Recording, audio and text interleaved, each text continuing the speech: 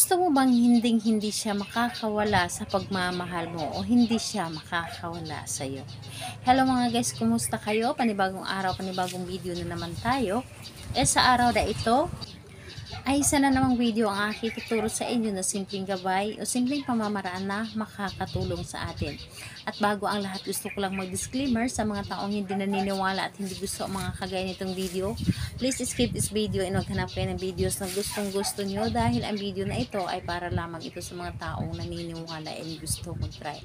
Sa lahat po ng mga nagko-comment dito sa aking video dito sa loob ng aking channel, mag-ingat sa lahat ng mga nagre-reply sa inyo na dinadala kayo sa kanilang WhatsApp imo app upang makaiwas po tayo sa scam. Ngayon po, ituturo ko sa inyo paano hindi makakawala ang inyong partner sa inyo. Kailangan lamang natin dito ihanda ang ating dapat na ihanda. Kailangan mo lamang dito ng isang maliit na pirasong papel. Kailangan mo lamang dito maghanda ng hibla ng buhok. Isang hibla lamang ay okay na. And ayun po, panulat po. So, yun po ang ating dapat na ihanda. So, ayun po, kapag handa na yung ating gagamitin, ang isunod mong ihanda is ang inyong sarili. Paano? Lagi ko itong sinasabi sa inyo na kapag gagawa tayo ng isang ritual, dapat po ay alam natin sa ating sarili na gustong-gusto natin itong gawin. Kailangan na alam natin sa ating sarili na naniniwala ka at nagtiwala dito sa isang ritual.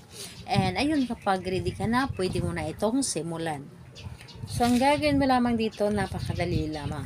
Dito sa isang maliit na pirasong papel, isulat mo dito ang isang pieces ng kanyang pangalan.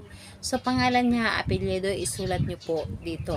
And kapag naisulat nyo na dito ang kanyang pangalan at apelyido, i-roll mo lamang ito ng papunta po sa inyo. So, i-roll mo lamang ito. And kapag na-enroll mo na ito, ang gagawin ninyo, kunin po ninyo ang inyong buhok na buhok po ninyo na ikaw ang gumawa. At ang buhok na ito ay itali nyo po ito. And habang tinatali ninyo ito, paulit-ulit ninyo sasabihin, iikot lamang ang pagmamahal mo sa akin at hindi ka makakawala sa pagmamahal ko. Ako at ako lamang ang mamahalin mo. And huwag ninyong kalimutan na sa pagtali po ninyo ng buhok ay papunta po sa inyo dapat tulad po nito ng aking ginawa. So, ayun po, pangalan niya, apelyido. Hindi ka makakawala habang buhay mo ako mamahalin. Ako at ako lamang ang mamahalin mo at wala nang iba pa.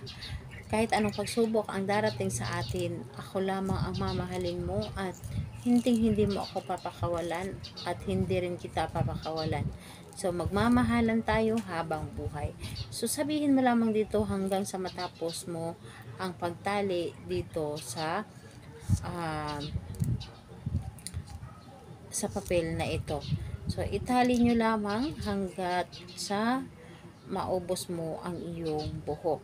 So, sa mga nagtatanong naman, halimbawa ay lalaki ang gagawa at maliit ang buhok nito, pwede naman na ang buhok mo ay ilagay mo lamang sa loob ng papel. So, ilagay mo lamang, pero ito ay para sa mga babae na mahaba ang buhok, pwede po ninyong talian ang inyong ginawa para mas kayo lamang ang iisipin ng isang lalaki at hindi ito makakawala sa iyo.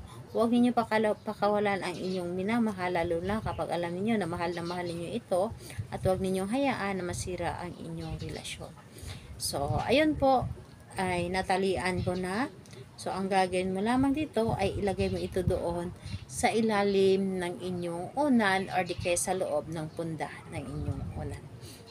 At hayaan ninyo, mararamdaman ninyo na sobrang ipaparamdam sa inyo ng taong mahal ninyo ang kanyang buong pagmamahal at ipaparamdam niya ito na kahit ano pa ang gagawin mo ay hindi kanya papakawalan. So, gawin ito sa kahit anong araw at oras. Basta alam mo sa inyong sarili na naniniwala ka sa isang ritual, gawin po ninyo ito. Salamat po sa inyo. Bye bye everyone.